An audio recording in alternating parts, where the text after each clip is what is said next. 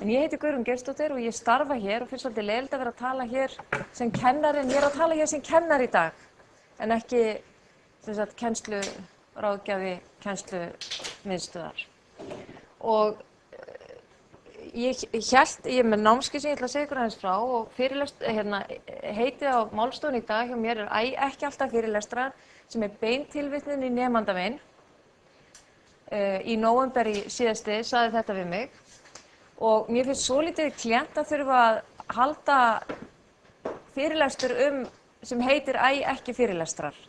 En þið bara virðið mér það til vorkunnar að ég var fyrst að hugsa að láta ykkur gera það sem ég ætla að sýna ykkur, en ákvað svo að þetta væri kannski einfaldasta leiðin til að komast hratt yfir sögu, sem megin ástæða fyrir því hvers vegna var haldið fyrirlestra. Að það er hægt að komast yfir mikið efni á stuttum tíma. Og það sem ég hef verið að velta fyrir mér og hef stundum haldið námskeið fyrir háskólakennara hér og annars staðar, það er eiginlegt áhyggjuefni hvernig á að kenna þegar aðstæðurnar eru orðnar svona. Ég hef verið að fara út í deildir og skorir og annars staðar með fyrirlestra sem heita eða workshop sem heitir hvernig er hægt að gera góða fyrirlestrar betri, eða kenna í stórum hópum heitir það reyndar hérna held ég.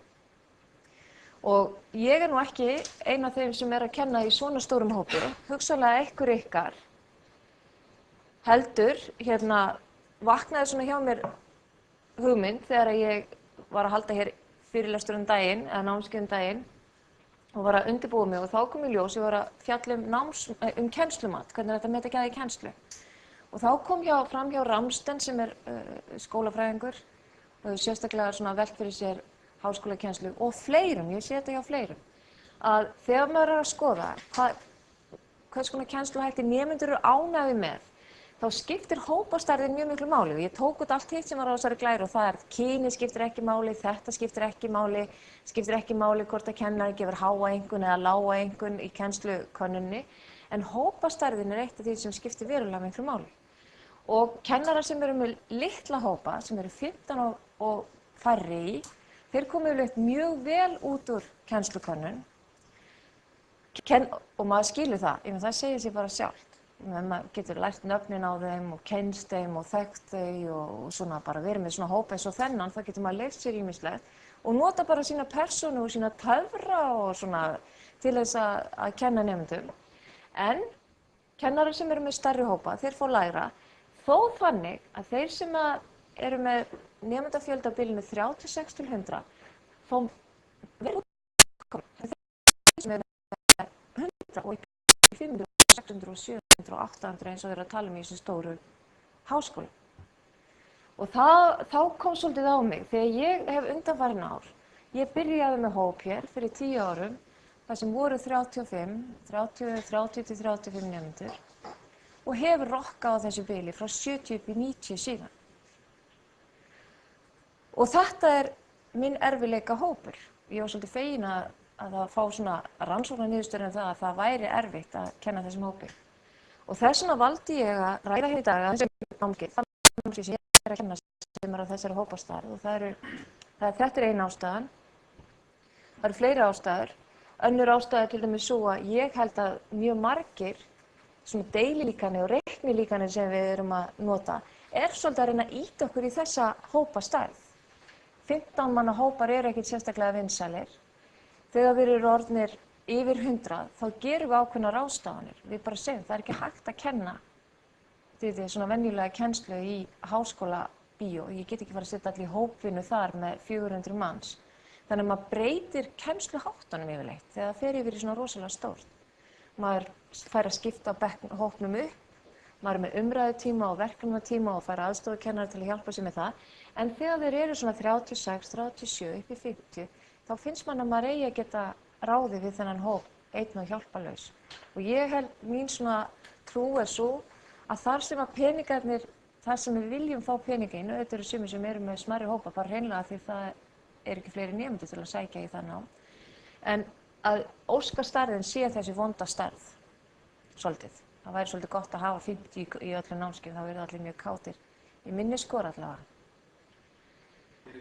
eitthvað tilgáta Já, það var semst þessi tilgáta svo að þú getur auðveldlega kennt með litla hópana, það er bara auðvelt, þú notar þína persónulega kontakt við nemendur, svo þegar það verða yfir stórir, þá ferð að nota upplýsingatæknina meira, þú ferð að skipta þeim í smærri hópa og nemendur sem sita í 200 manna fyrirlestri, þeir ætlast ekki til að þú kunni nöfnin á þeim eða sért að láta að vinna svona eða eitthvað svona, þeir kaupa alveg þessa hjarðkennslu eða hvað það er sem á að kalla slíka kennslu. Og svo notum við ýmis önnur tæki þá til þess að við svona segjum, það er ekki hægt að kenna þetta venjulegan hátt. Það er mín tilgáta. Ég veit ekki hvort þið kaupið hana. Er ekki líka það, búið að taka það út að þessi litlu námskeið, það er líklegri til að vera varnámskeið, sko. Plús það, svo er það náttúrulega líka, sko. Þú veist bara, og það er bara allt annað að kenna í litlu námskeiði heldur en í stóru, sko. Hvað er svo starf sem að þið eruð að glíma við? Ég er að kenna í hérna eins og segir mastersnáminu og það er ég með sko 17-20 krakka. Já. Og svo er ég að kenna í BS-náminu og þar er ég með 70. Já, það er þetta þessi. Það er bara allt annað dæmi. Það er að reyna að ná tengingunni og það er að reyna að fá díalógin og svona. Og svo gengur ekki neitt, já. Það gerist bara. Nei. Ég er reynslu af öllu þessu dæmi, sko. Já. Það segja háskólabíónu 250 manns.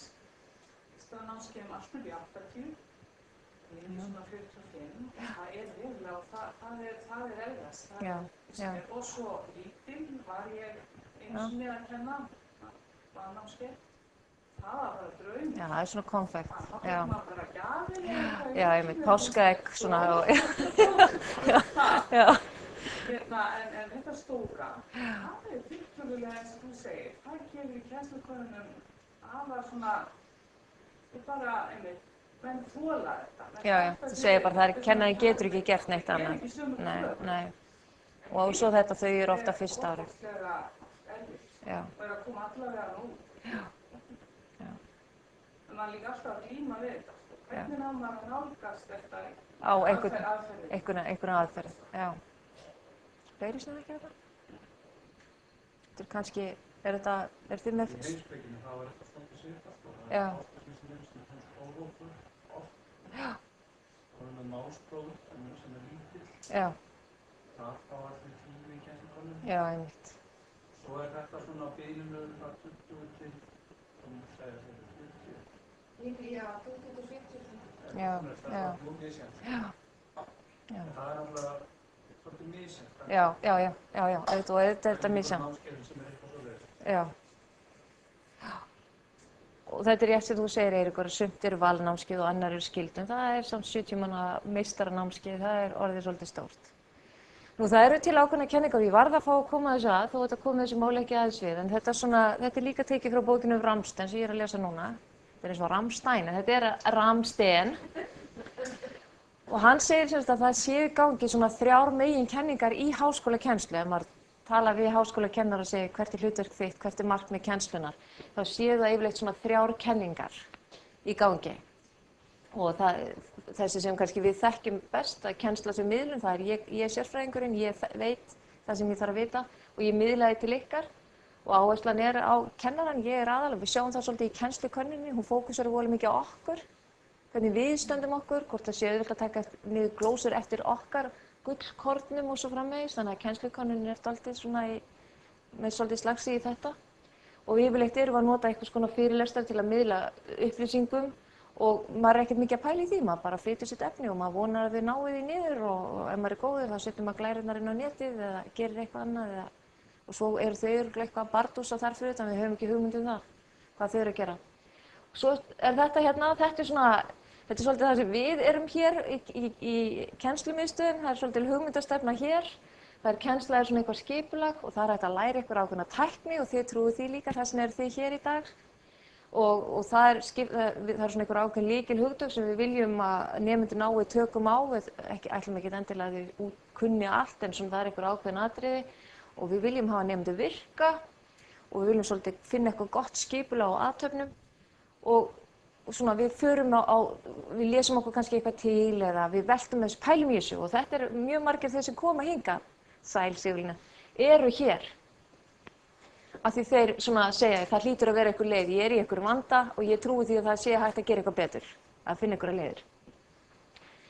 svo er þetta hér, það er þetta, hérna til mig skilgreini ég mig, hjarta og sálina, sem sagt, en búkurinn er náttúrulega annars staðar.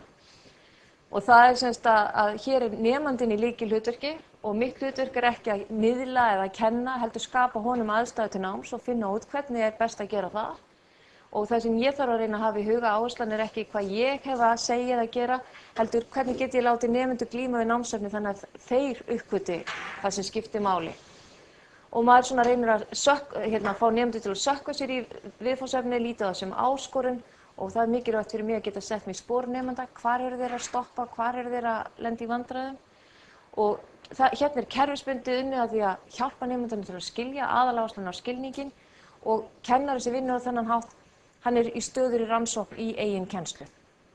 Og bara svona, ég er að fókusera á svona miðstærða námskeið sem hefur svona samkvæmt fræðum verið erfiðast 36 til 100 manna námskeið þar sem að næri ekki alveg tökum á kennslufræðinni en og veit ekki alveg hvernig maður á að beita sér.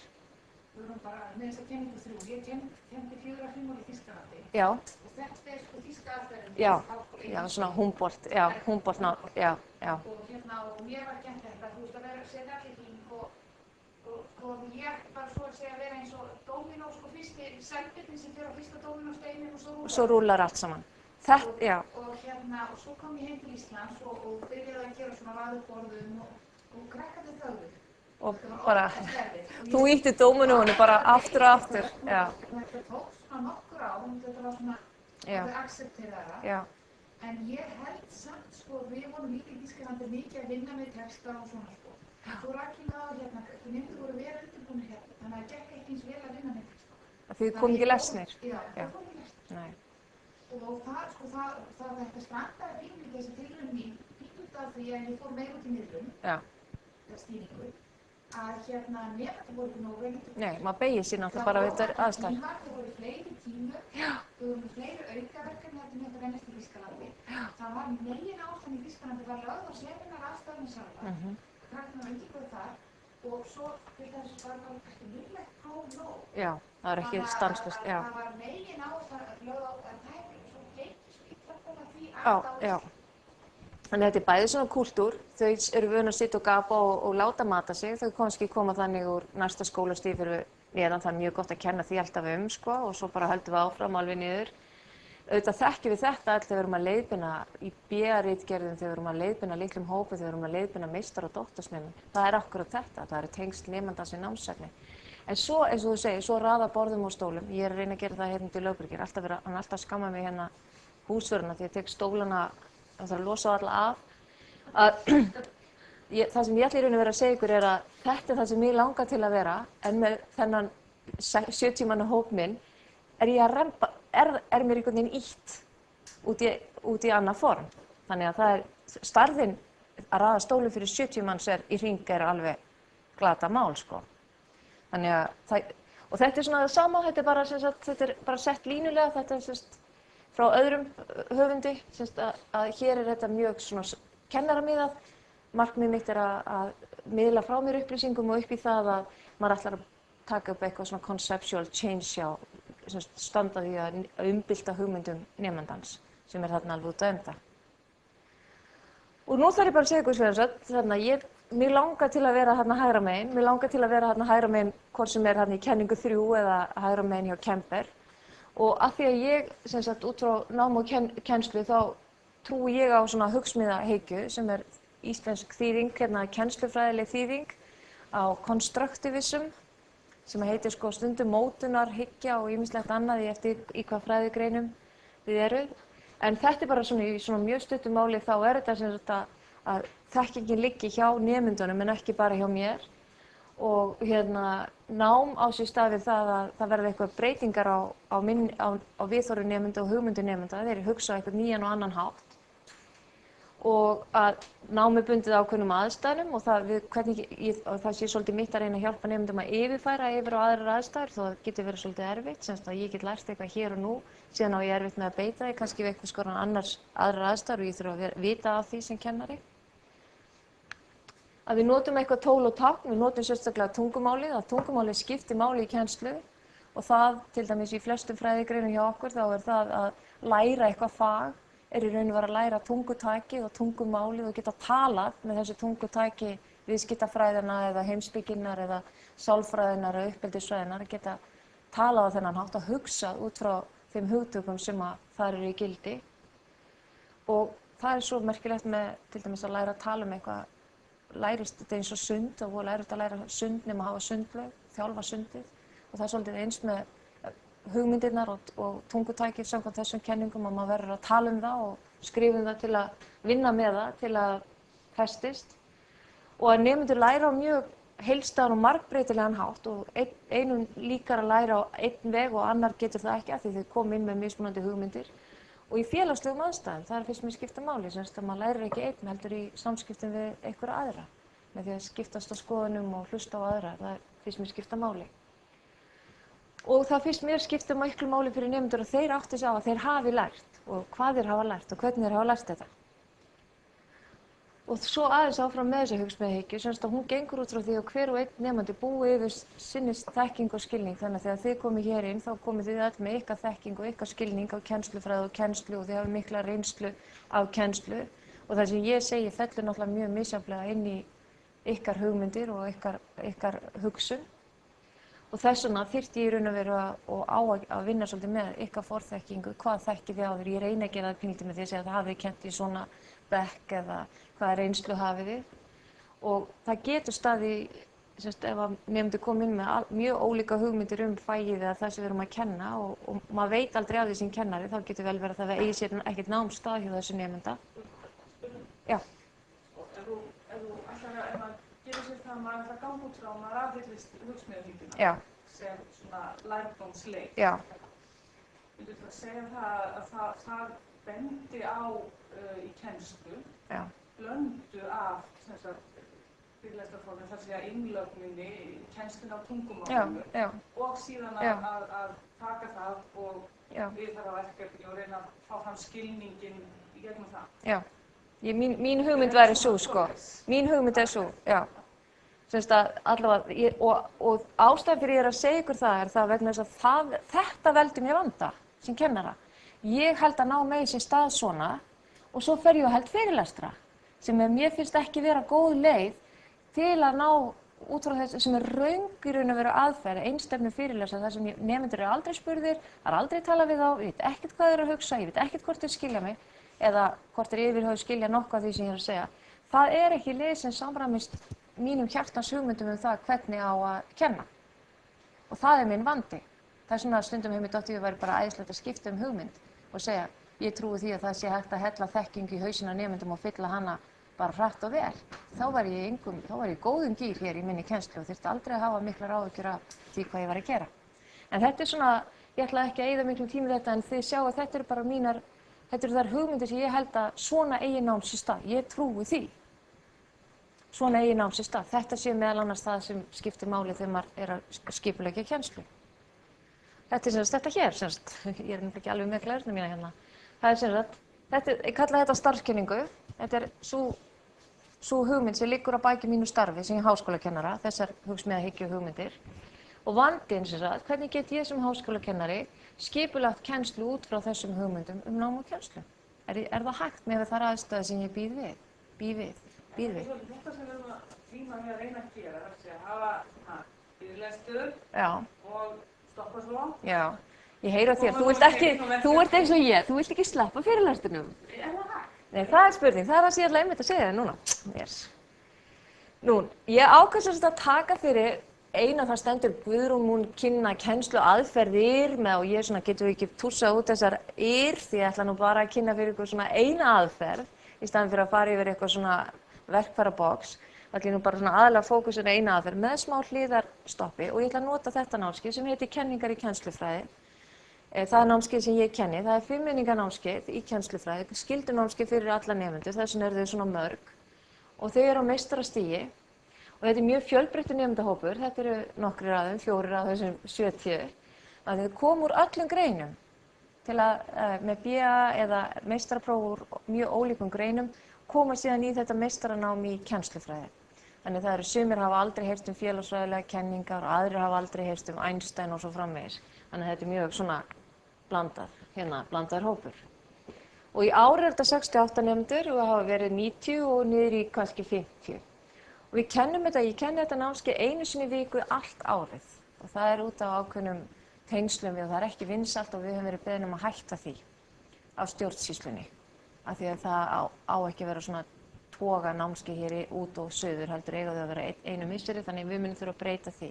En það er að því við erum að samkeyra saman vettvángsnám og starfsnámi þeirra og þessi kennslufræði námskeið. Þannig að við erum að reyna að teygja svolítið úr þessum tíma sem þeir eru í námskeið. Og ég nota ugluna og svo er þetta síðasta sem ég veit ekki hvort það er gott eða slæmt. Sem býr til kennara, þá er ég náttúrulega mjög ánægð að nemendur mínir kennaraefnin skuli koma út mjög gagnrýnin á kennsluhætti. Það er það sem við erum að fjalla og gera þau krítísk á það sem við erum að fjalla núna. En það þýðir það náttúrulega að ég legg minn eigin haus undir fallöxin og þau verða mjög gagnrýnin á mína kennsluhætti. Það finnst mér vissulega óþolandi og eða svona ekki eins skemmtilegt eins og þegar verða gagnrýnin á annað. Og ég hef reynt að fara ýmsar leiðir til að halda utan þetta námskeið og ég er ekkert ánægð með þetta námskeið, bara svo þið vitið það. Ég er ekki ánægð, ég er alltaf að leita, þetta er aðalvanda námskeiðið mitt. Og eitt af því sem ég finnst til dæmis skipta máli og það er að þekkja þau aðeins, hver eru þau, hvaða fólk er þetta og hvers konar lið er þetta. Og einn af mínu stóru vöndum ég er alveg skelfilega ómannglögg. Og þegar maður kennir þetta 60, 70, 80, 90 manns, og þá finnst mér svo mikið sem kennara, mikið agatæki eða stjórnunartæki og mikilvægt tæki að geta sagt Inga, Harpa, Ólafur, Halldór, já. Þess að ég geti sagt nöfnin á nemendum mínum og mér finnst það skipta rosalega miklu máli. Það er mér mjög erfitt. Og ég fer alls konar leiðir í því, ég náttúrulega þekki svona leiki og ísbrjóta og allir þeir sem er sama stjörnumerki koma upp og svona ég reyna að láta þau segja hvað þau heita. Ég hef ekki farið út í það að láta þau vera með nafnalistana sína, nöfnin sem ég gera það, bara nöfnin á borðunum sem er mjög sniðugt. En svo ger ég eitt sem ég held reyndar að ég var að reyna að gera þetta á en þá kom það ekki. Að ég tek, en þessi mynd sem var á þeim þarna 4, fyrsta tíma þá mæti ég bara með digital myndavél fjölskyldunar og tek svona myndir og læt þau skrifa nöfnin sín við. Þannig ég á myndir af öllum hópnum og ég set þetta inn á ugluna bara á Word, bara venjulegu A4 blaði eða í Word-skjali, lími bara myndirnar inn, set nöfnin, það er nú ofta að breyta en því þau skrifa sér alltaf í náttúrulega rétta röð en ekki öfuga röð og mér finnst sjálfur rosalega gott og þeim líka að eiga myndir af hópnum. Og þetta fyrir 60 manna hóp, ég tek svona 4-5 í hverju, þá er þetta ekkert svo rosalega margar myndir. Nei, þetta er bara á uglunni og inn á námskeiðsvefnum og þau hafa ekki gert það. En svo byrjuðu þau líka að kynna sig og setja það inn á ugluna og þetta er eitt dæmi, ég tók nafnið hennar út og það er ekki alltaf allir sem gera það. Sumir. Þá er þetta á uglunni og námskeiðið er farið þar með út, sko, frá þeim. Nei, kannski 4 saman. Já. Já, reynda það er ekki alveg kannski markvegna þau hættilega ekki hjá okkur því þau eru tekin svona formlega inn í þau eru svo tekin svo alvarlega inn í kennslufræðinámið sko og það er svo mikið svona nei, ég geri það nú ekki. En þessu með að þau ráða og þau bara setja ég opna bara eitt svæði inn í uglunni og þau sjálf ráða hvað þau sumir skrifa voðalega mikið og sumir fara alveg út í hunda og ketti og þau var í sveit og eitthvað svoleiðis og sumir setja myndir, þetta er ég og hundur minn og maður minn en þau bara setja bara svona, þau setja bara eitt svona lítið skjal inn í og svo getur hver og einn opnað og þeim finnst þetta ágætt þegar þau fara að vinna saman svona fyrst þá svona kíkja þau aðeins á það en svo ekki meir. Þannig ég veit ekkert hvernig þau í raun og veru hefur í raun og veru ekki hugmynd hvernig þau nota þetta en þetta er eitt af því sem ég bara gerir svona aðeins til að ná í nemendur. Kenndi í Listaháskólanum þar fengum við stundum blöð með myndum af nemendur. Já. Hjálpaði alltaf stundum en það voru svona myndir úr útöku og fjórum og þá gætu þau verið máluð eða sæt og glöð og nei, eða með einhverja greppur og listnema. Já, þau eru að vera smart og arti-smarti, já. En við vorum með vorum með kerfi í fyrra sem heitir It's Learning sem svona eins og Uglan. Við vorum með það norskt kerfi sem vorum að prófa í fyrra og þá settu þau sjálf inn í það, alltaf þegar maður opnaði námskeið þá gæti maður sett View Students og þá voru þetta bara svona eins og lítið nafnspjöld. Þá opnuðist bara alveg fullt sko og eini vandinn var að sjá að þeir rauðu þetta upp eftir eftirnöfnum sem ég hafði náttúrulega fyrir ómannglögga manneskju og sem man ekki vel nöfn þá man ég sko ekki nemendur í eftirnafnum, en þeir ætlaðu eitthvað að laga það fyrir okkur.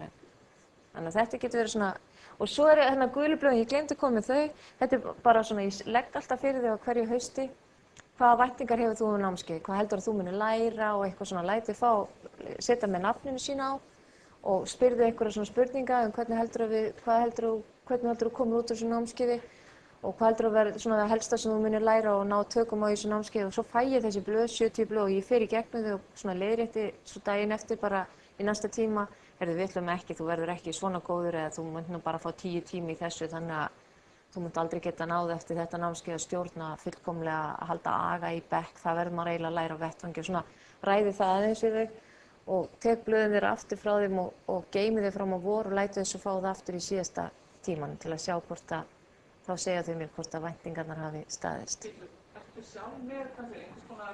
Ég læti bara fá bara svona A4 blað, ég hefði bara alltaf einhverju lit svo að svona sé svona merkilegt sko. Þá finn ég það líka frekar á skrifstofunni minni. Þetta gulu blöðin þau hafa stundum verið bleik og græn og bara eftir hvaða félagsvísstatíl tímir að kaupa.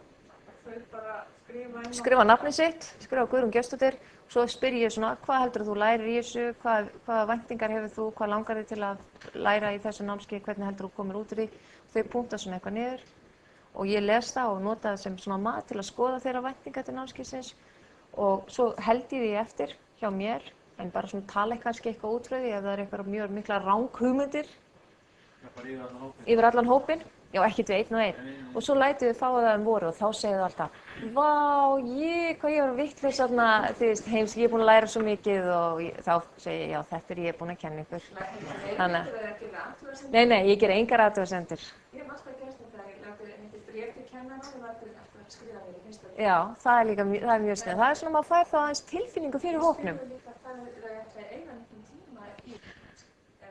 Já, og lætum við byrja. Já, það er nefnilega máli. Nú, ég held fyrirlestra af því ég kann ekki mjög margar aðrar leiðir og þar er ég ægilega klár og ég kann alveg fullt af alls konar trixum og tækniatriðum sem maður getur notað til að virkja nemendur í fyrirlestrum. Og það er til svona bækur sem við eigum hérna sem er sko 53 interesting things to do in your lectures til dæmis sem voru 53 seríunni og það er bara svona litla leiðbeiningar hvernig maður getur hjálpað nemendum að, þú veist, lecture program, mini lecture, quiet time, til dæmis bara það, gefa nemendum hljóðastund, segja nú ætla ég að gefa ykkur svona 5 mínútur eða 3 mínútur eða 1 mínútur, nú skulum við hugsa aðeins það sem við höfum verið að tala og bara friður og ró í mínútu, svo eru einhverjar spurningar, í staðinn fyrir að vera alltaf að, sem sagt, maður fær bara svona tíma til að hugleiða aðeins í þessum, þannig ég kann alveg fullt á svoleiðis, ég er mjög góð í því, það er ekki alltaf ég noti það. Ég undirbý nemendum mína til dæmis alltaf, ég set kennsluáætlun fram spurningar, segi þessari viku ætlum við að fjalla einstaklingsmiðað þetta eru spurningarna sem við skulum hafa í huga, hvað er einstaklingsmiðað nám, hvers vegna er það orðið vinsælt núna, hver eru þess tengsl við hugsmíðahyggju og eitthvað svoleiðis. Ég hef ekki hugmynd hvort þau lesa spurningarnar. Svo ger ég eitt sem ég þori varla að sýna hérna það er gott. Það er nú gott að það sést ekki. Ég sem sagt bý til, ég get sýnt ykkur eftir lestrarleiðbeiningar fyrir hvert viðfangsefni, þar sem ég tek fyrir hver er markmiðin og svo svona vinn ég næst í efni svolítið ofan í þau. Þau eru að lesa mjög flóknar greinar í kennslufræði sem þau kunna illa og ég segi svona, hér til lesturs eru þessar 5 greinar. Í fyrstu greininni er Sigurjón að tala um þetta og þetta og þetta. Veltu þessu fyrir þér í sambandi við það. Þannig ég svona leiði þau svolítið áfram í gegnum lesefni. Þetta eru gamla lestrarleiðbeiningar sem ég á því að við kenndum þetta einu sinni í fjarkennslu og þá þurftu þeir nemendur á þessu að halda þeir fengu enga fyrirlestra og ég hef leyft þessu að lafa inni. Ég get sýnt ykkur eftir. Nú ég er farin að vera voðalega dugleg að búa til svona skemmtilega glæru og nýjasta nýtt það er að taka vefupptöku þegar eitthvað á fréttum, til dæmis kennslu og eitthvað svoleiðis og þá uppgötvaði ég það að ég get farið á ruf.is og náði í svona fréttabúta og látið hlusta á í fyrirlestri í staðinn fyrir að hlusta á mig og svona velta þessu fyrir ykkur, hvert er áhyggjuefnið og hversu er þessi kennari með þessar áhyggjur. Og svo kann ég fullt af svona leiðum eins og hugstorfum, suðhópar sem íslenska þýðingin á Buzz Group, sem bara það að maður lætur varpa fram einhverju spurningu til nemenda úr efninu og gefur þeim svo, segir svo þið 2 og 2, snúið ykkur 2 og 2 eða 4 og 4 og ræði þetta aðeins, þessa spurningu eða þetta dæmi eða hvað það er og þetta heitir suðhópar af því það verður svona rosalegt suð þegar allir eru að tala og þegar maður heyrir að suðið fer að dofna þá segir maður jæja, nú skulum við fá svarið eða þetta er svona ein leið til að virkja nemendur.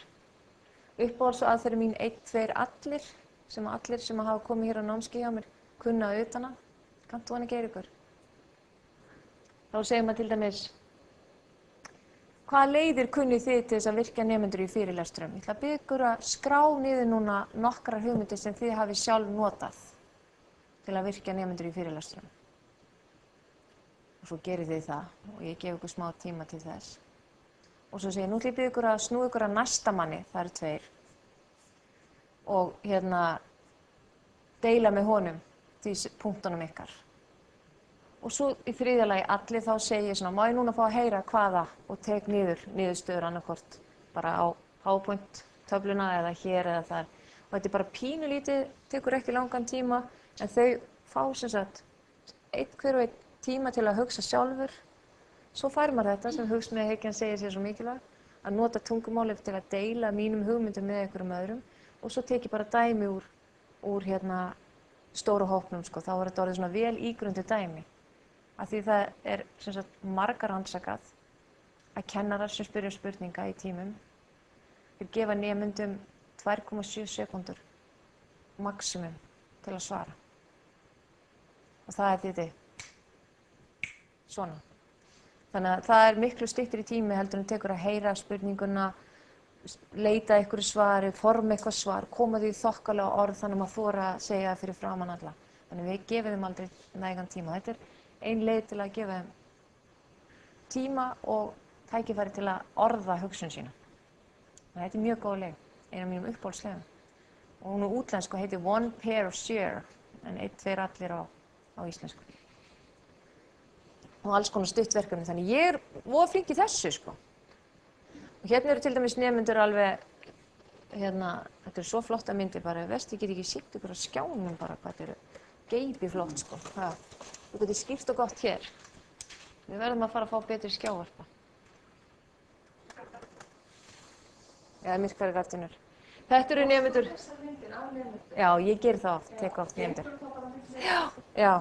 Hérna eru þau sem sagt með verkefni hérna, þetta er svona típist verkefni sem ég læti oft gera þegar það er verið að koma úr æfingakennslu og ég læti svona bréf ganga og það sem stendur, sko, langar mig að fá hvað lærðu þið eða og maður getur sagt hvað vitið þið og þá eru svona lykilatriði, fagmennsku kennara, nemendur, samskipti nemenda og kennara og svo skipti ég þeim í jafnmarga hópa og atriðin eru sem ég vilja fá fram.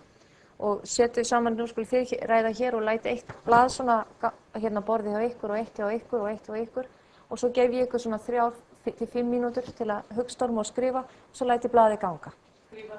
Þau skrifa á þetta, hver hópur. Já, og þá tekur næsti samanbi og þarf þá leið að lesa allt sem hinn hópurinn skrifaði. Þannig að þegar þetta er búið að ganga hringinn, þá eru allir búin að lesa allt sem öllum hinnum fannst um þetta efni og ég þarf ekkert að fara að tína það neitt til eða neitt svoleiðis. Þau eru búin að miðla á milli sín svona, og fá fram hugmyndir og kveikja og þá svona hvað lærðu þið ykkur sjálf, sko, þetta er svona bara tengt hérna, hvað lærðu þið leiðsagnarkennarann ykkar, sko, þannig þetta er hægt að nota með hvað sem er, sko, hvað efni sem er. Sýnum hvað þetta eftir. Og hér eru þau einmitt að vinna þetta, þessi verkefni. Og svo er ég dugleg að láta þau gera góð verkefni. Ég er nokkuð sátt við þau. Þetta eru ýmist mjög praktísk verkefni eða mjög fræðileg og ég er með paravinnu og hópvinnu og einstaklingsvinnu. Ég stundum með mjög skipuleg verkefni sem allir verða að gera og stundum segi ég þið megið bara ráða sjálf, þið fáið 20% valverkefni, hvað vil ég gera? Þau eru bara að láta mig vita og ég þarf að samþykkja það. Stundum er þetta einhverja svona raunverulega tilraunir sem að þau þurfa sjálfa að fara á vettvang og prófa að kenna einhverjum og einhver annar horfir á og þau vinna með það. Eða þá að þau eru bara í svona problem-based learning. Daginn í gær voru þau að skila verkefni sem við áttu að búi til matstæki til að búi til meta framhaldsskóla og máttu hafa sína hendi sem það. Og oft reyni ég að láta þau velta fyrir sig hvað lærður á þessu verkefni, svona ígrunni, setja inn í verkefni, hvað lærður á þessu. Þannig ég ekkert ósátt við þetta. Þetta til dæmis eitt sem ég var að prófa í gær í fyrsta skipti og alveg rosalega ánægð með þetta. Þau voru að kynna verkefni, hann var búinn að segja mér það, hann ekki gefast upp, hann var búinn að segja mér þetta. Þau voru að kynna verkefni og nú sjá þetta kannski ekki nógu vel. Þetta ég leti kynna af því þau eru svo mörg. Það ekki hægt að láta þau standa upp, þau verða svo leið þegar þetta 50. kynningin fer fram, þá þau bara að æla og ég er búin að vera ofta að finna hvaða leiðir get ég haft. Ég er búin að prófa að láta þau kynna í minni hópum og svo núna prófaði ég að láta þau bara búi til plaggött yfir verkefni sín. Og svo stóðu við bara, fékk ég bara stofu í 2 tíma þar sem þau stóðu hvert hjá sínu verkefni og þetta eru svona alls konar verkefni sem þau eru að vinna reyndar, ekki þessu námskeið en ég tók þetta samt sem dæmi. Svo var ég með svona litla post-it miða, svona litla límmiða við verkefnin. Þau gengu á milli, spjölluðu við höfundinn og svona þvældu svona og komu svo með ábendingar á litlu miðana sem ég ætlaði að taka með á sýningur. Ég veit ekki hvort þið sjáu það nógu vel þarna. Og þarna stendur á vélunum, mér finnst vantað að komi betur fram hvert matið, hvernig ætlar að gera þetta, góð hugmynd. Ég myndi bæta við þessu, ég veit grein sem kemur inn á þetta og svo framvegis. Þannig að þau svona kommenteruðu svolítið á verkefni hjá hvort öðru. Þetta var öllu tægið, þetta var með svona stóri bleik gullslaufu og bara límt, ég sko splæsti samt á þau vegg, spjalda námskeiði hérna, píndi eina konu hér til að hafa svoleiðis fyrir þau. En flottustu verkefni voru svo bara þessi sem þau bjuggu til sjálf, svona plaggötin. Eftir þetta, já, svo kom ég bara með það. Þið sjáðu þarna eru miðarnir hérna nú, búið líma alla miðana, post-its miðana hérna með ábendingu nemanda. Og svo höfðum við eitthvað svona keks og brauð að borða. Þannig að þau sitja hérna og spjalla og eru óskaplega glöð og kátt. En það getur líka verið að þetta er síðasti skóladagurinn. Þannig að gleðið þeirra hérna gæti verið. En aðeins af þessu, eins og þið sjáu, sko, þú veist, mér finnst ég alveg vera ágætt í þessu hér. En ég hangi alltaf í fyrirlestrinum. Mér finnst bara eins og þau geti ekki lært nema ef ég held fyrirlestur. Og núna að lokum, og hún skulle reyna að fara að harska mér, langar mig að segja ykkur frá einu dæmi í námskeiði, þessu námskeiði í nóvember, þar sem ég þvingaði sjálfa mig til að prófa aðra aðferð og hvernig það gekk. Og það var sem sagt að í nóvember, undir lok nóvembers, þá var ég í tíma að segja þau, í næstu viku ætlum við að fjalla þetta og þetta og þetta og þetta. Og því þegar ég lesa þetta og þau sögðu, þá sagði einhver nemandi mér svona, æi, aftur fyrirlestur, enn eitt fyrirlestur. Það eru alltaf fyrirlestrar hérna og þú átt að vera einhver fyrirmynd okkar kennsluhætti. Og ég er orðin hundleiður á þessu og þau tóku öll undir þetta og ég sagði, já, er ég nú ekki dálítið góð í að halda fyrirlestur? Þau sagði, við vissum ekki einu sinni það. Þannig að það kom alveg skýr óskum frá þeim að þau voru orðin leið, þetta er lok misseris, voru orðin hundleið á fyrirlestrunum. Nú, efnið sem ég var að fara í voru félagsfræðileg hugtök, svona menntafélagsfræðileg hugtök frá Foucault, Jung, Bourdieu og svona og þetta, mér var mein illa við að sleppa fyrirlestrinum. Fyrsta lagi átti ég hana, hann er sérlega góður fyrirlestur. Í öðru lagi hef ég mjög mikinn áhuga á þessu efni og finnst þetta eitt af mínum uppáhaldsefnum til að tala um. Og í þriðja lagi þá finnst mér þetta að vera svo flókið því ég er nýbúin að læra þetta og skilja þetta að ég hef ekkert mikla trú á að nemendur átti sig á þessum þungavigtarkenningum. Sumir reyndar fáir koma úr félagsísta deild sko og það er erfitt. Og mér finnst svo gaman að kenna þetta þannig að ég var alveg bara dauðhrædd að þau gætu ekki án minnar blessunar og án míns fyrirlestur þá myndu þau klúðra þessu. Þannig að ég var svona farin að hugsa, eru þið ekki tilbúin að gera þetta bara þegar það verður þetta agastjórn í bekk sem ég leiðist alveg óskaplega að fjalla og hef litla tiltrú á. En ég hugsaði með mér, ok, af hverju þá ekki að reyna þetta það sem þetta er erfiðast og það sem mér er annast og sárast þá finn ég þetta svolítið, hvort þetta gengur eða ekki að prófa þetta. Og ég notaði, sem sagt, ég vildi að þau næðu valdi á ákveðnu hugtaki. Og sem sagt, markmiðið var bara að nemendur næðu góðum tökum á ákveðnum hugtökum lykilhugtökum sem eru í félagsfræði menntunar og ég vildi að þau eru að undirbúa sig, þau eru að lesa. Það er hinn parturinn af dílnum. Þið verður þá að lesa. Ábyrgðin færist þá ósjálfrátt pínlítið frá mér sem kennara yfir á þeirra herðar og þau eru þá að axla það. Og ég notaði aðferð sem heitir púslaðferð sem er viðurkennd kennsluaðferð og hefur verið rannsökuð og skoðuð og notuð af því mér fannst hún vera sú aðferð sem myndi passa vel við þetta markmið mitt og þessar hugmyndir hugsmæðahyggju og svo vissi ég hvernig útgáfan gekk, þannig að það var það sem ég vildi prófa. Og þessi púslaðferð, og ef þið farið inn á, því ég set glærurnar út, þá farið þið hérna beint inn á kennsluaðferðavef Ingvars Sigurgeirssonar sem segir aðeins frá púslaðferðinni og það er Elliot Aronsson, sálfræðingur og prófessor sem við Santa Cruz sem hefur eitthvað gert þetta flott og ef þið farið þaðan yfir á þetta, þá farið inn á heimasíðu þessa Aronssons, þar sem hann talar yfirlit yfir aðferðina og sögu hennar, 10 easy steps. Ég las þetta nefnilega bara þegar ég var að undirbúa fyrirlesturinn. Ég hefði kannski átt að lesa það þegar ég var að undirbúa kennsluna. Og svona, þetta eru þessar leiðir sem þarna er heimasíða sem er auðvelt að fara og þetta er engin rosalega erfið leið. Ég þurfti að undirbúa mig allt öðruvísi heldur en venjulega og það getur verið erfitt fyrir kennara. Mér er mjög tamt að setjast niður með PowerPoint-forritið mitt, skrifa fyrirlesturinn, lesa bækurnar, lesa greinirnar, kíkja á neti meira, velta fyrir mér einhverjum fræðibókum, bæta við, búa til góðan fyrirlestur.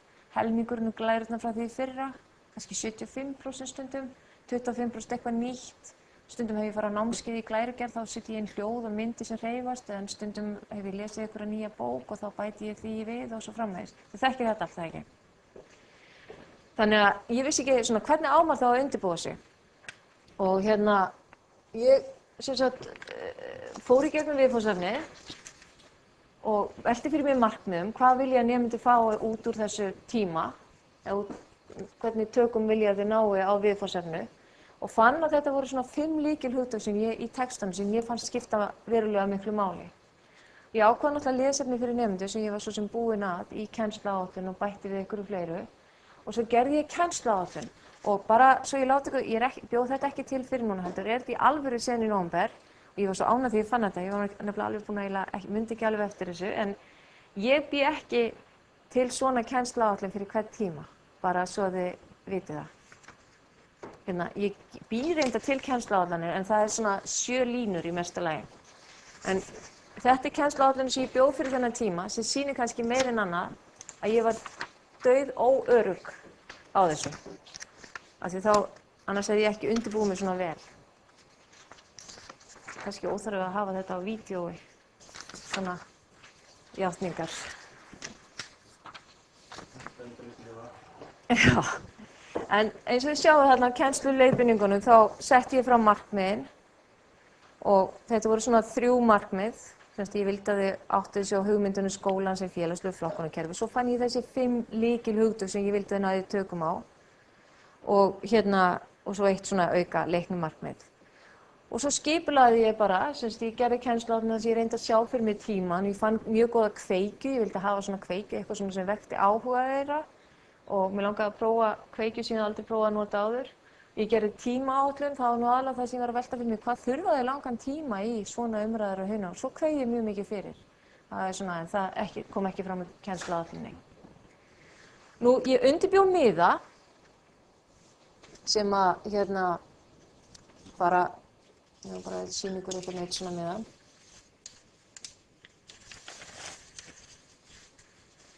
Ég undirbjó svona miða bara með því að vélrita stórum stöfum á blað og kópera það mörgu sinnum. Og það sem þetta lykilhugtak var skrifað á og svo ljósritaði ég hvert lykilhugtak í sérstökum lit. Þannig að þegar ég mætti inn í stofuna þá var ég með fullt af svona grænum miðum í einum bunka, fullt af rauðum, fullt af gulum, fullt af bláum, þar sem að hvert hugtak hafði sinn lit. Skiljið þetta? Ég tekið hérna eitthvað annað bara. gult stendur menning og sjálf, zero, og grænt táknrænt ofbeldi. Þannig að hvert lykilhugtak fékk svona lit. Og ég bara, þetta bara A4 blað sem ég klippti bara svona pent niður. Og það, hver litur, hvert lykilhugtak, af því þetta voru svona 60-70 nemendur, þá var hvert svona hugtak að duga fyrir svona 11-12 nemendur. Nú nemendur fengu hörð skilaboð það að mæta lesnir í næsta tíma, sem að þeir eru náttúrulega, að þetta eru gáfaðir nemendur, löngu hættir að gera. Því þeim finnst miklu betur að hlusta á mig bara kofra aðeins efnið og svo lesa þeir bara eftir á það sem á vantar, þannig að þeir eru ekkert að rembast eða undirbúa sig. Þarna fengu þeir það beiðni að lesa sérstaklega vel. Hins vegar held ég að það var náttúrulega ekki allir orðið við þeirri beiðni, en það annað mál. Svo komu þeir inn í tíma og það voru þetta það var vel mætt í tíman.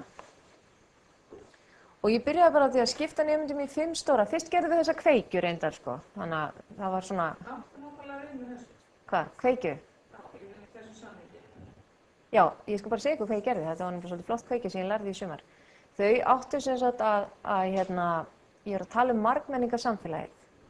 Og eitt af það markmið sem hérna og vantar nú í raun og veru það markmið viðhorfamarkmið að þau sem kennarar mega búast við því að fá alls konar nemendur í hendurnar. Og þau haldi ekki, að gleymi því ekki, hvað við erum ólík og hvað nemendahópur þeirra samanstendur af ólíkum nemendum, þó hann sé ekki bara, þó sé íslensku, sko. Þannig ég var svona aðeins að vinna með það hugtak. Og ég hafði prófað sjálf aðferð í sumar sem ég langaði svo að prófa og þorði aldrei að hugsa fyrst að ég er að gera þetta, þá prófa ég bara allt í einu svona. Og þetta hugmyndin svo, hvernig getum við komið fram óttalaust og óhrædd ef við erum hrædd við okkur sjálf. Það svona útlendingurinn, að við erum hrædd við útlendingin í okkur sjálfum. Og aðferðin var mjög einföld og þau voru alveg bara rauð og blá í framan. Þau áttu að snúa sér að næsta manni eða einhverjum svona og þau þekkjast ekki mjög vel. Og þau áttu að setja hendurna svona saman, fingurna svona saman. Og svo áttu að loka augunum og þau lokuðu öll augunum. Og ég talaði við þau lengi, bara hvernig tilfinningi þetta og finnið fyrir puttunum og bla bla bla, eitthvað svona. Og svo töluðum við svona lengi saman. Og svo bara slepptum við ekki höndunum, svo sagði ég ekki sleppa höndunum, nú skulum við bara horfa á hvert annað. Og þá urðu þau mjög rauð og undirleit eins og ég er að fara að roðna og svo frá því, Og síðan áttu þau bara að hugleiða hvernig leið ykkur. Sumum hafði liðið rosalega vel, öðrum fannst þetta óþægilegt, sumir sögðu ég var sveittur á höndunum og ég var bara með hjartslátt, mér fannst þetta óþægilegt og við vorum bara að ræða hver eru mörkin okkar, sko, sem kennara, hvað þorum við og hvað viljum við og svona. Þannig þetta var kveikjan, til að fá þau svona til að velta fyrir sér sínum eigin tilfinningum og öðru. Og ég er ekki með svona venjulega í hverjum tíma, en ég bara fannst þetta vera passa vel þarna, sko. Nú, ég skipti nemendum í 5 stóra hópa og sagði þeim að þau mættu ráða sér þannig að þau voru mjög stóri. Þetta voru 11-12 manns í hóp sem alltaf stór vinnuhópur. Og ég sagði þið megið svo sjálf ráða hvort að þið skiptu ykkur innbyrðis í minni hópa eða stærri hópa eftir þið eru búin að heyra fyrirmæli mín. Hvernig skiptir þér ekki í hópa? Já, ég skipti þeim mjög tilviljanakennt, að mestu tilviljanakennt, en ég ákvað samt að það væri einn nemandi úr félagsvísindadeild í hverjum hópi. Og það að því þetta eru félagsfræðilega kenningar, það svo sem örugglega hugvísinda og heimspekikenningar líka, en þetta eru í félagsvísindadeildinni þá reiknaði ég með að nemendur þekktu frekar þessar kenningar heldur en nemendar úr eðlisfræði eða efnafræði eitthvað svoleiðis. Þannig ég ákvað að hafa einn félagsvísinda nemenda í hverjum hóp, en á öðru leyti létu það bara ráðast. Ég þekki þau bara heldur ekki nógu vel til að gera öðruvísi. Nei, þá segi ég bara 10, já, eitthvað svoleiðis. Og svo fengu allir í hópnum, þessum hóp hérna, þessum stóra hóp hérna, fengu allir táknmiða með sem stóð táknrænt ofbeldi á. Og þessi hópur átti síðan að verða sérfræðingur í táknbundnu eða táknrænu ofbeldi. Þau komu með bækurnar, ég sendi líka skilaboðum það sem þess að lesa og koma með lesefni í tíma. Og svo sagði ég við þið að læra þetta hugtak, þið að skilja hvað að reyna að skilja, hjálpa hvort öðru til að átta sig á hvað þetta hugtak þýðir og nota bækurnar. Það var tiltölulega einfalt lesefni, þetta var ekkert svona 10 bækur, þetta var bara einn grunnkafli og eitthvað slíkt. Því að kunna þetta hugtak þannig að þið geti farið í annan hóp á eftir og kennt einhverjum öðrum hugtakið. Þess vegna skuluð þið reyna að átta ykkur á og prófa ykkur að æfa að útskýra það fyrir hvert öðru og nota dæmi eða líkindi eða myndir eða hvað það er sem ykkur finnst gott að nota þegar þið kennið einhverjum öðrum. Svo völdu þau það, flestir hóparnir völdu það að skipta sér upp í 2 5-manna hópa. En reyndar einn hópi valdi að vera allir saman. Og þá sem sagt höfðu þau tíma, ég held ég hafi reiknað í kennsluáætlun með 30 mínútum, en þau þurftu aðeins lengri tíma til að klára þetta dæmi. Og svo bara hvattu þau til að æfa sig að útskýra. Hvernig myndir þú útskýra þetta og hvernig myndir þú skilja þetta hugtak og getur þú notað eitthvað dæmi þetta hugtak. Held að það fengi svona 40 mínútur.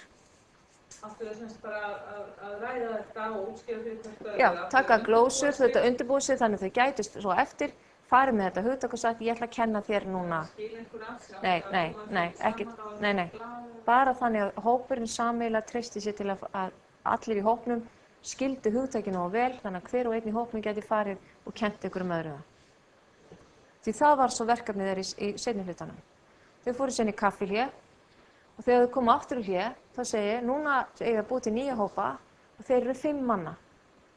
Og í hverjum hóp á að vera eitthvað sem með gula miða, græna miða, rauða miða og bláan miða.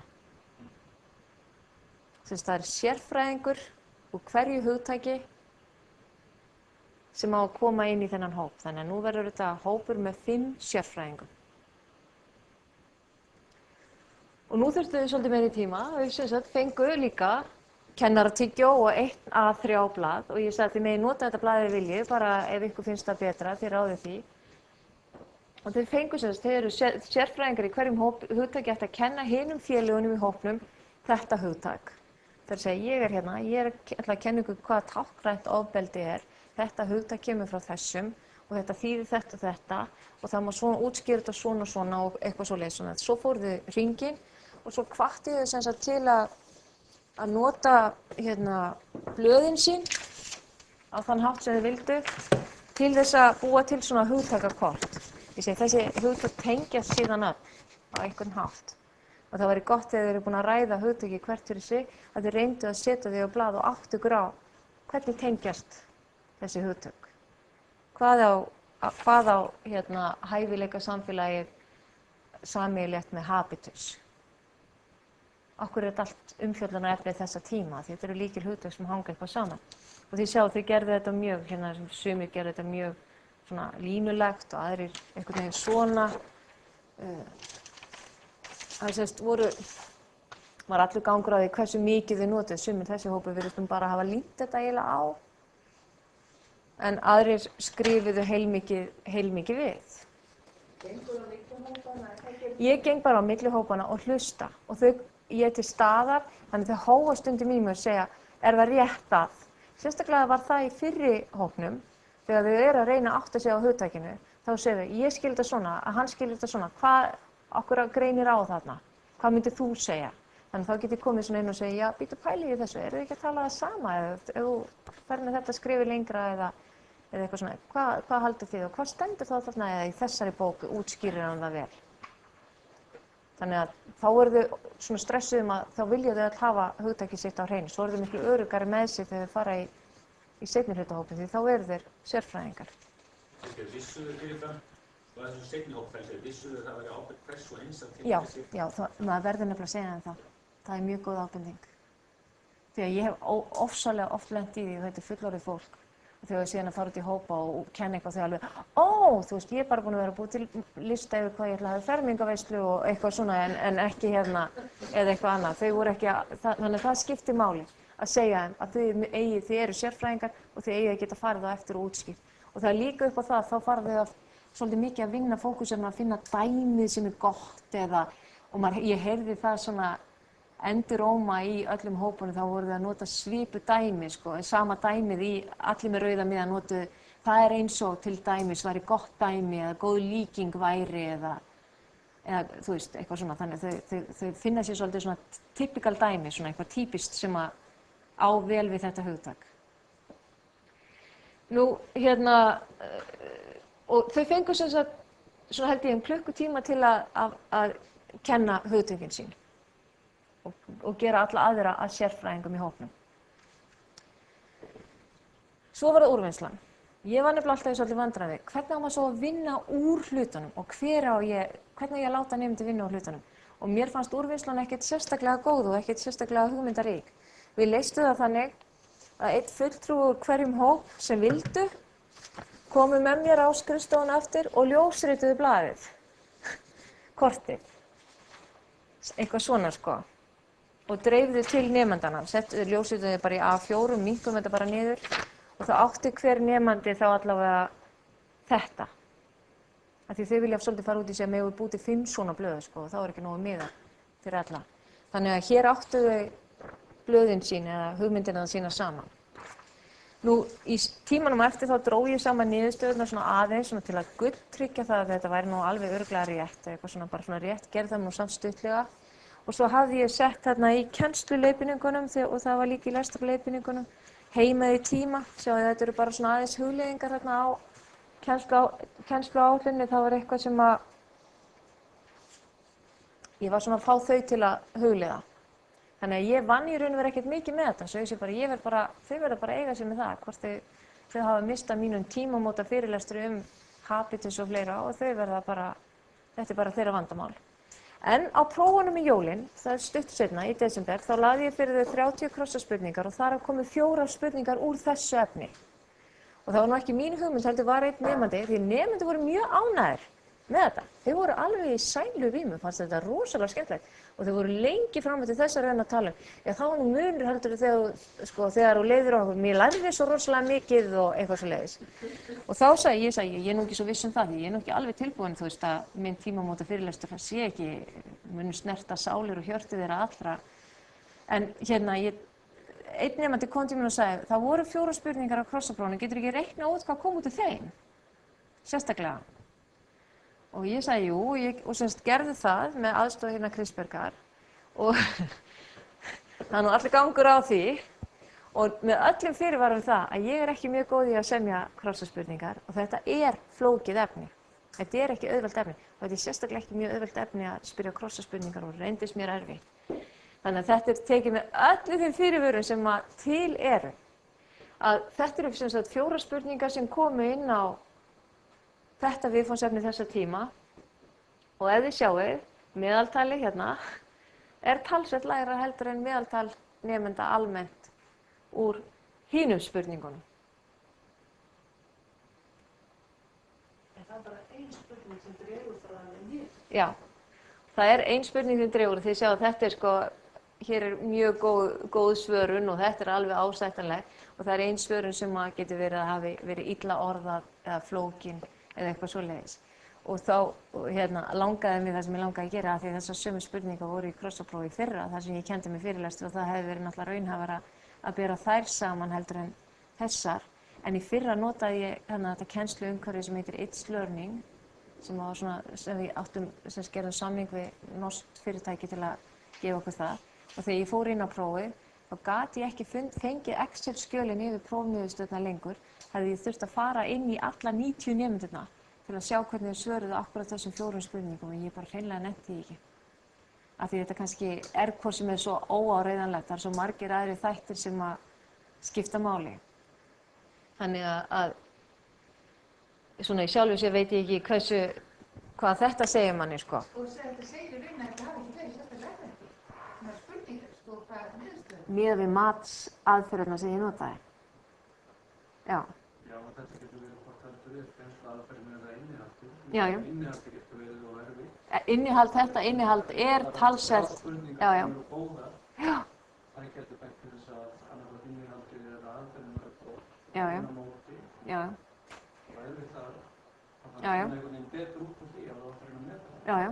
Og þetta er, sko, náttúrulega málið að mér finnst þetta vera með því erfiðasta sem við fjöllum í námskeiðinu. Þetta svona þeim erfiðast og mér fannst sjálfur mjög erfitt að búa til krossaspurningar á þessu sviði.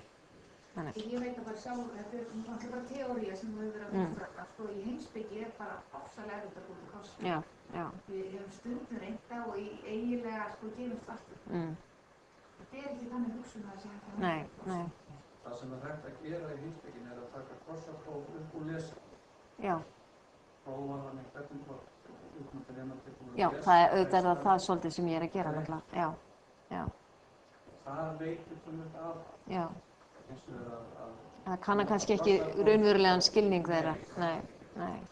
Ég hef einu sinni notað þessa aðferð á BA-stigið og það var í fyrsta skipti sem ég kenndi í BA-námskeiði og þetta átti að vera sko námskeiðið, besta námskeið sem hefur verið haldið með áður og ég gerði tilraunir í hverjum einasta tíma. Það voru alveg hundlega og svo spurði ég þau einhvern tíma svona, setjum það námskeið, hvað lagði þau könnun, hvaða kennslustíl hjá mér hentar best námsstílnum hjá ykkur. Og svo gerði ég yfirlítið yfir sko, það sem ég hefði verið að gera. Og ég fékk alveg ákveðna niðurstöður. Þegar þú stendur upp við töflur og talar hægt svo að sé auðvelt að glósa. En þetta fékk alveg handónýtt og þetta var ómögulegt. Þetta þurfti að bera ábyrgð á sjálf. En síðan var ég með annars mat og svo máttu við gera ritgerð úr bara alveg sjálfvalið úr öllu efni. Það skyldi hafa nú verið vinsælasta ritgerðarefni. Það var þetta sem... Það var þetta. Skrifuðu námsgestir ritgerðina sína það efni sem við höfum verið að nota púsluaðferðina í. Já. Það var eitthvað sem vakti athygli. Já, og var svona þau köfuð. Sko, ég sagði nú bara endaði þessa glæru sem sagt að fyrirlestur svona hvað segir þetta mér sko, þetta var svolítið leiðilegt að það hefði verið flott ef þau fengið hæst af öllu í þessu og þetta hefði bara verið tímamóta breakthrough hjá þeim sko í hvað var það náttúrulega, það var það náttúrulega ekki og